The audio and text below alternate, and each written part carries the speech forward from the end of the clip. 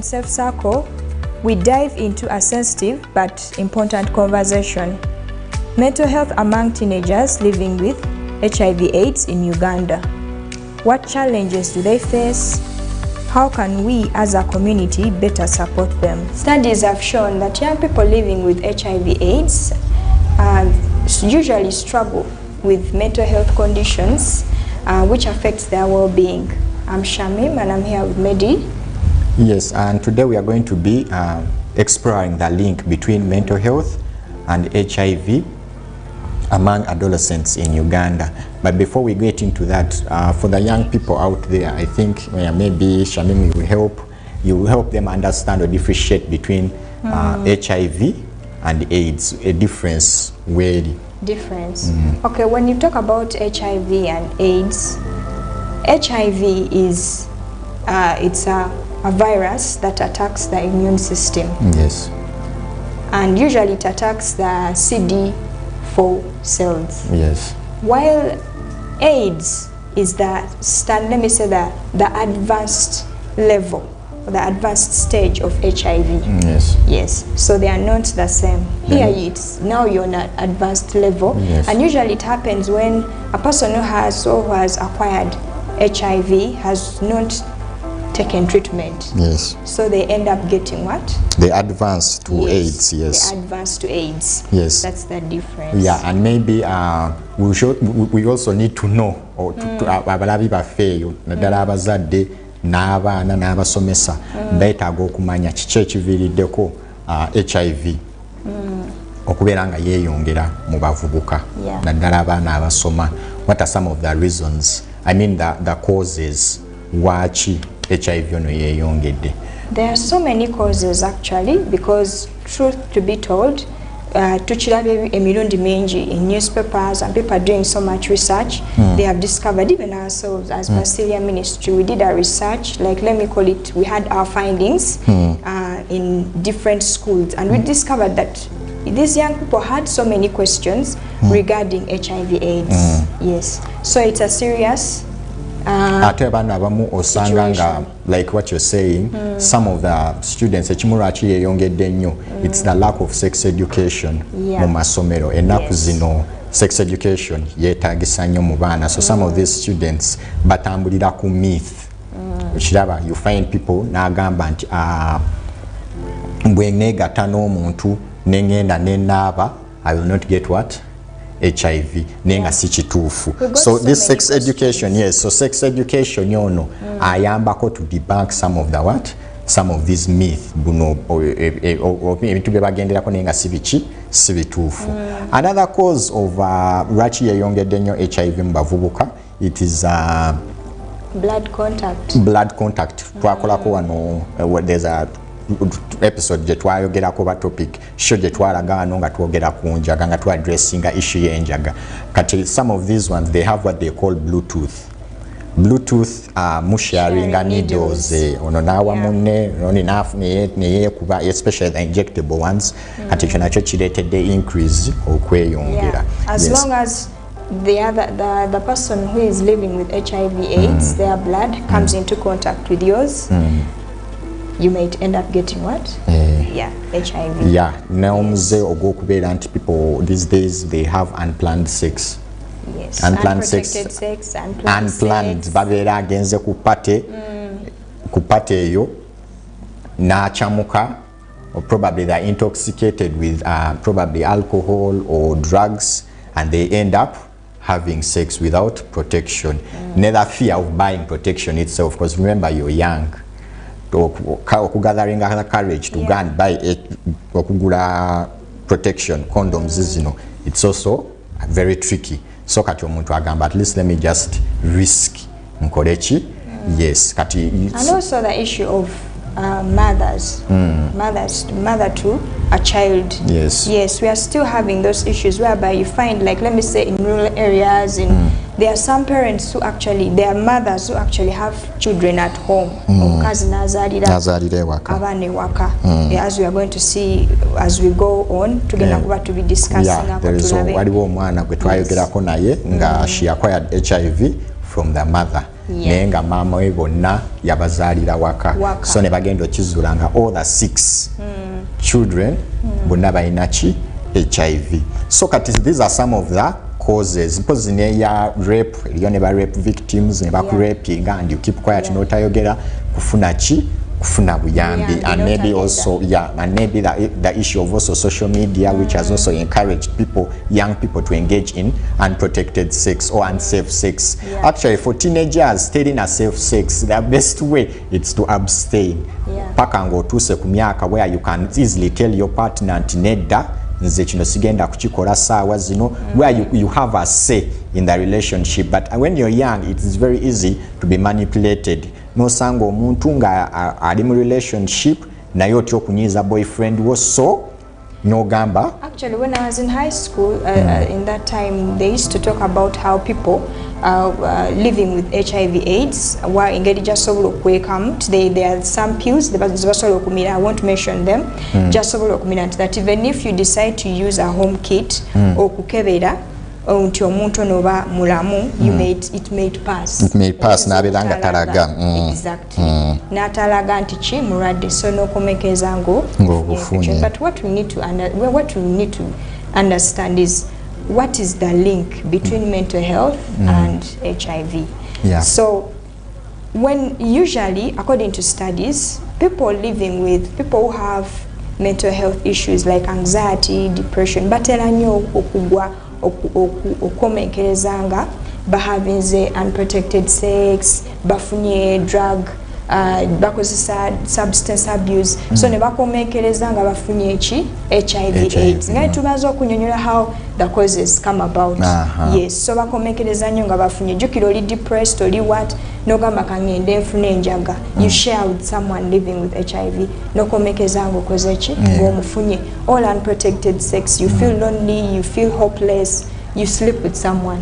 But also vice versa. Yes. Era n'omuntu wa HIV esobola okuviirako okubeera nga ofuna ki ofuna mental health distresses zino kubanga eddagala nga lyo lina advanced effects zaalyo lisobola okuviirako depression, tulabyeko related depression, tulabyeko related sleep disorders, kati even living with HIV in general naye ina mental health challenges daily associated nazo.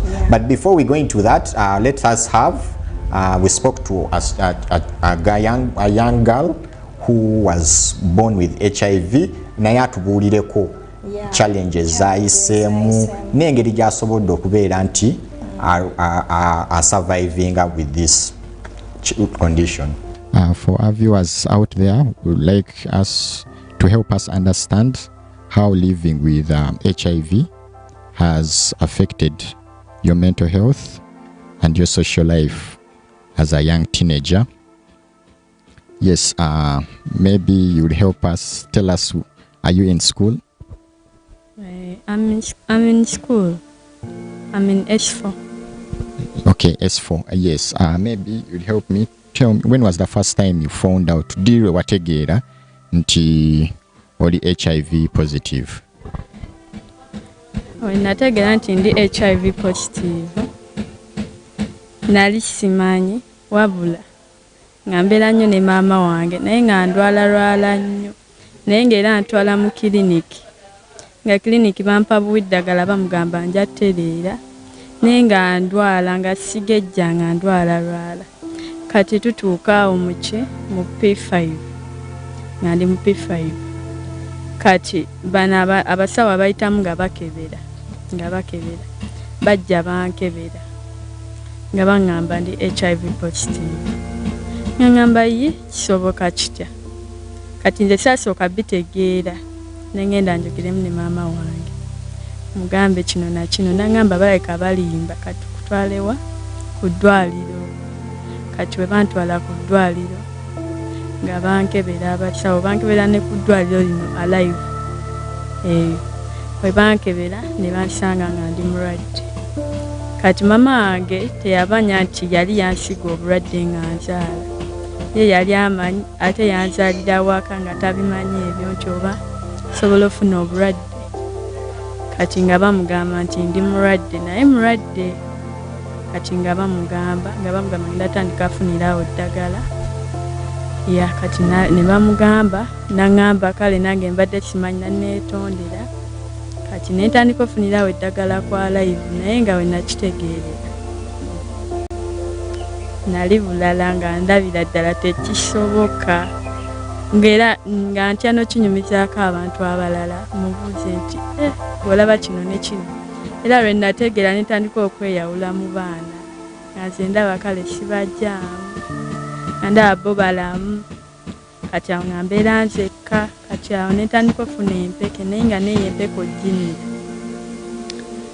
obeera awo mama wange nga talina mulimu guli awo alinaffe kati ate ye oba yali tamanyi nga alinaffe ffenna ate nga ffenna tuli balwadde kati wali munaso olindeko katine ogambye mwembi ewaka kati abalwadde maama wo naawe sikyo muli babiri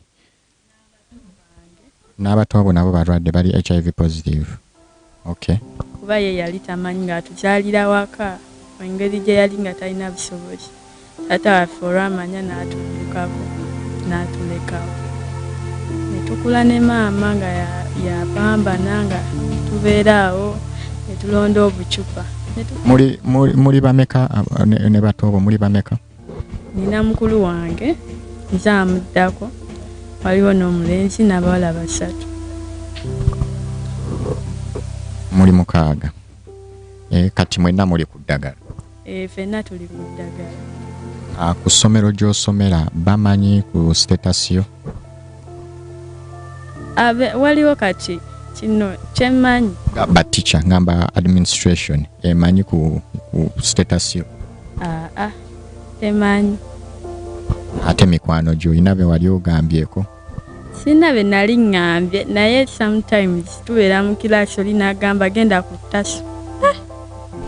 Nogamba yi onamanyi oba yandaba nga ngenda ofuna eddagala ogamba noira ng'oswadde kati tulina omwana gwe twasoma naye P5 naye tukyasoma naye yajja ne mu secondary mwensomera naye kyemanyi yalayika yategeera nti nali mulwadde kati ye evabli oba nga tufunyemu obutakkaanya ng'avuma ekyo kati n'abaana bonna bamanyi ekyo nti ndi mulwadde era nze kati tandaba nga afunyemu obutakkaanya naye nfuluma bufulumi jjukira ye mulenzi ate ayogera aleekaana ti nfuluma bufulumi ye nasigala ng'ayogera nengenda mu ddongo.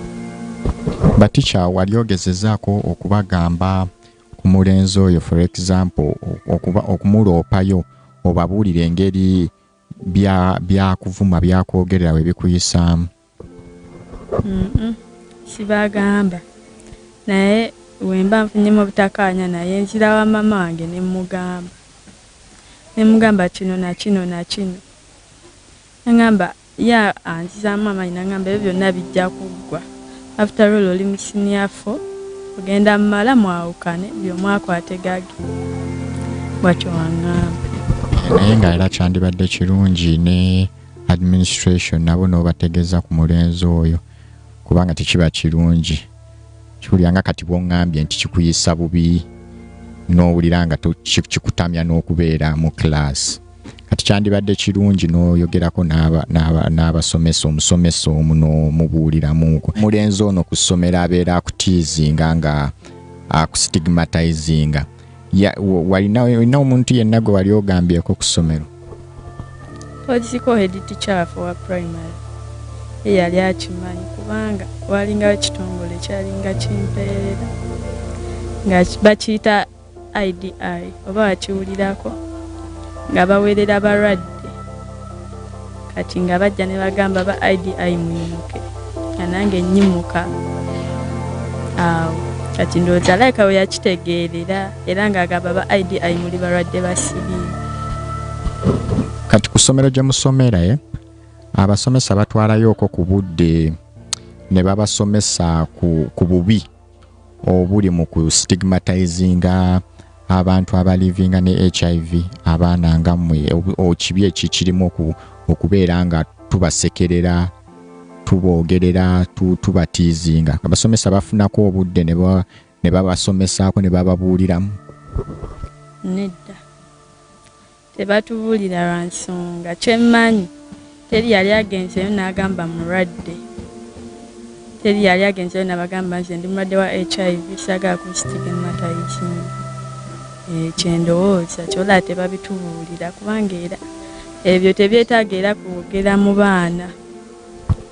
N'ekirala kye mbadde nkubuuza kye njagala okumanya, gwe olaba nga message ki gy'oyinza okuwa abaana banno abato abali eyo abalivinga n'obulwadde buno obwa HIV?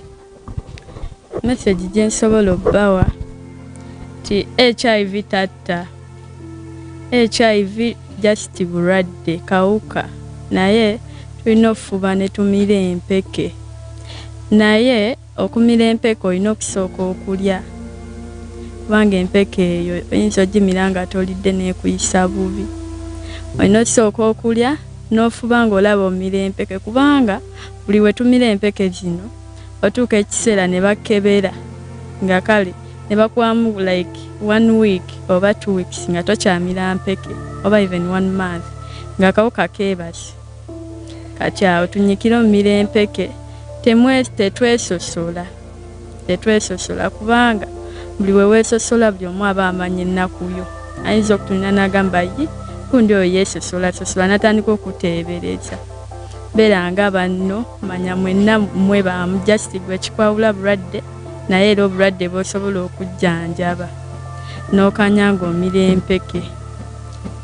Kyekyo kye mbagamba. Ate bano bannaffe ababasekeeterera ababastigmatizinga abalwadde message ki gy'oyinza okubawa? Abo bo mbagamba nti naffe abalwadde be basekerera tetwayagala, twesanga tuli balwadde naye oyo aseka tamanya nti enkya bukya nga naye mulwadde oba nga naye oluusi tanneekebeza nga tamanyi. So kati woba otegedde nti munno mulwadde tomulabisa, toddawo okumwogerera mbu biki gwalina n'omuyambako n'omuzaamu amaanyi n'omugamba ebintu bijja tereera, si kuddawo mulangira buli omu amanye, buli n'atamanya amanye batandika omusongamu olunwe, si birungi n'akamu. Ate bo bennyini balina n'otusabira bateeke mu kisaala ddani okuddawo okutuvumaavuma. Oyina message yonna oba omuntu yenna gwe wandyagadde omutumireko oba omuweerezeeyo obubaka bwonna? Nze ntumira taata wange eyansuulawo ng'amanyi nja kufa, njagala omutegeeza nti nkuze ate yadde nkyapamba n'obeerawo naye nkimanyi lujja kukya lumu nga nange ntuuse ku buwanguzi. Okay, thank you very much. I think you've heard it from our dear friend here. Yes, we always advise people that HIV is not a death sentence. We always tell you that it's not a death sentence. You can live positively. And for those people who stigmatize, there's nothing today, because like you've heard, she was born with it. She didn't take any part in acquiring it. So we always encourage you to be empathetic, to sympathize, and to be understanding, be supportive. These people, what they need, our brothers and sisters living with HIV, what they need is your support in order to live positively. Thank you very much.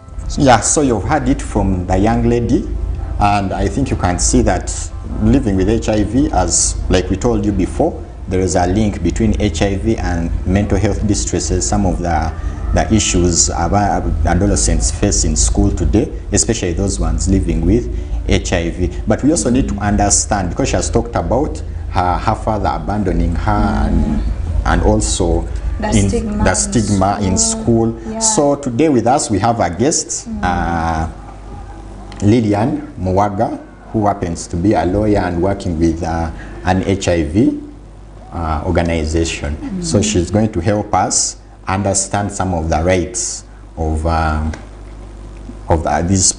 young people living with HIV, so that for the parents out there and the teachers, including the the teenagers or the young people can also know some of these rights that they have.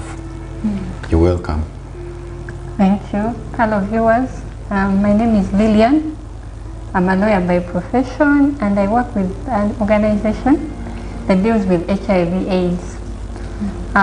Treatment, prevention methods. Yes. Yeah. Okay, like for me, my first question is because as we saw from the interview, Yes. You can get a picture of how emotionally young people living with HIV/AIDS are affected. Like it takes a toll on their mental state and their emotions. So I want to understand: is there a way that they can be protected, maybe from stigma, from discrimination, stuff like that? Yes, true. According to the law, the Ugandan law, we see in the Constitution, it provides for the right to education under Article 30. Then when we look at the Children's Act, it also gives a right to education for a child, for every child in Uganda. Then when we go deeper into the HIV and Prevention Control Act 2015, it provides for a right, okay, every child has a right to not be discriminated or segregated or denied education according to their status. So every child has a right to education. You can't be denied because that would be illegal here in Uganda. You have a right to get education according, it doesn't matter what your status is. You have a right to education. Yes. How about a right to confidentiality? Yes, there are so many. There are so many rights. When you look at the HIV Prevention and Control Act 2015, there are a number of rights. One of them is a right to non-discrimination. You shouldn't be discriminated according to what? To your status. We have a right to privacy. Yeah. Your status should be kept confidential unless legally it is in your best interest to disclose it. Otherwise, that information is supposed to be kept confidential. This is actually really serious because most parents need to know this. Parents and teachers. Better okumanya out there nti omwana ono kuba kati for example nomwana gwe tubadde tuwuliriza she was abandoned by the father n'abaddukako. You see the mother has strugglinga okubaweerera omwana ono at the same time ne ku ssomero afeesinga ki stigma. Kati bw'onnyonnyola bw'oti at least kiba kiyambako kubanga abantu abamu bakikola in ignorance nga tamanyi ekiraba kati ngaabo banne bayogeddeko abamuyita taso ekiraba bakikola mu butakola ki butamanya. And also some teachers when they get to find out that our student ono aina HIV baina engeri gye basobola spreading to everyone. Some, not all, but because of this information, at least kijja kuyamba koko kuba teachers ne kubaana ne kubazadde. Kubanga era waliyo n'abazadde agamba buli omu ti omwana ki mulwadde, which is not good. Yes. Otherwise, kati bw'oba baganya okuweerera because you have HIV, you can seek legal help. Talk to an adult, oyinza okwogera n'omuntu n'omugamba teacher, wherever biganye, you can seek legal help.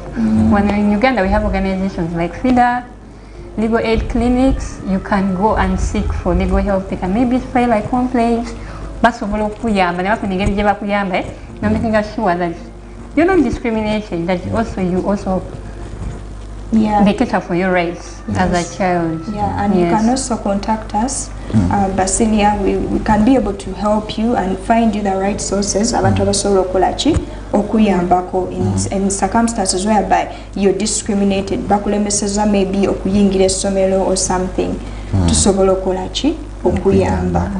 Yeah. And maybe this message will go out to the students out there aba bullying and no spreading false stigma kubanga kati tukirabyeko nti no HIV ono nga as human beings kibeera very important nnyo nti no wotegeera nti ono muno kubanga eyo condition abantu babeerawo ne bawangaala okiraba so long as it is managed, you take your medication osobola okukola ki okubeerawo so kati naawe ng'omuntu part gy'osobola okuplayinga mu bulamu bwa munno ng'otegedde living with HIV kwe kubeera supportive okiraba kwe kubeera nga naawe omuprotectinga because it's the same thing naawe kyewandyagadde bakolere oba bakolere omuntu ali close to you ochiraba olina okubeera nga we act responsible ochiraba also that thing because that thing of stigma by the way yes that thing of stigma okubeera nga kati omuntu omuyita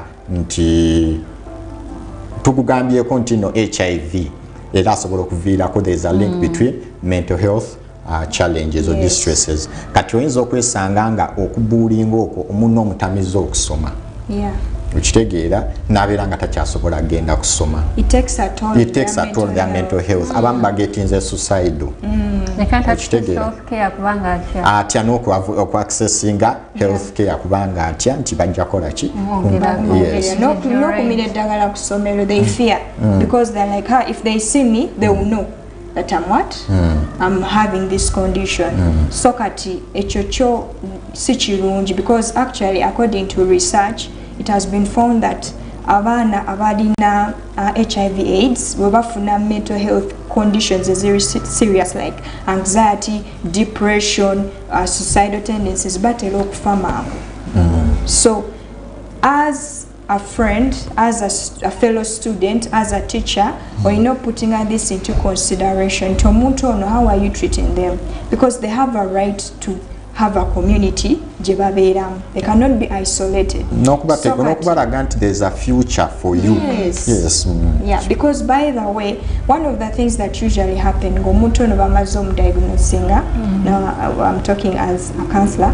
usually when they find out that they have HIV AIDS ebiseera ebisinga they grieve grieving about banakuwala bakiyita batyo oba kungubaka they cry for their past life babera bawuliranga abafudde so in most cases baba balaba nti that life is gone alinga afudde which is not like right that death sentence yes now when it comes to young people they even lose purpose they lose identity kubanga kati abalaba I have this HIV AIDS that means I may not get married I may not have a nice job I may not even have a future so it also affects purpose yes it's affecting a purpose y'omwana ono so if and yet we have heard of people living up to 40 plus years positive living very healthy and what fenna kubanga there are very many things ebivirako abantu okufa eriyo n'okufa nga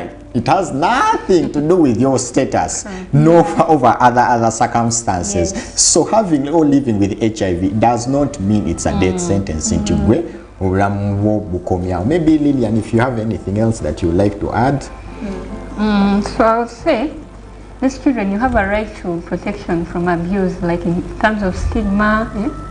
Guardians, well, your parents, they need to protect you from that kind of abuse according to the HIV/AIDS and Prevention Act. So, yeah, when you're out there, seek for, in case you encounter any challenges, seek for help. Don't keep quiet because your life matters. Yes. Thank you. So, and for me, my last, what I would say is, they have a right to social, psychosocial support, binary right to counseling, binary right to peer support, binary right to be in a community, to have people above us supporting that. So we shouldn't take that away. We should be part of it. Yes, that is the last thing that I can say. Yes. Yeah. Maybe for me, what I would say is that for people living with around people that are positive, what they need from you is support, understanding, love, and care. Give them hope, because HIV is not a death sentence. Give them hope. Muba supporting mu buli ngeri yonna kebeere ku ssomero kubanga ebiseera ebisinga obungi omwana ono nga bwe tukugambye distress eri kati atuuka n'alowooza nti bannange obulamu bwange bukomye wano nsomera ki naye mulina kubeera nga mube encouraginga. This is not alien sort of thing. Nedda nabo basigala nga bantu bali basobola okulivinga very healthy for a very long time. So they shouldn't give up on school. They shouldn't give up on the future. They have a purpose. Yeah, so what happens if you stop school and you live up to 40 or 50 or 60? We have doctors who are living with HIV. We have engineers. We have, and they're here and they're doing a good job. Yeah, so that's all we had for you today. Yeah, thank you very much for watching. Stay tuned for the Youth Hub show. Bye-bye.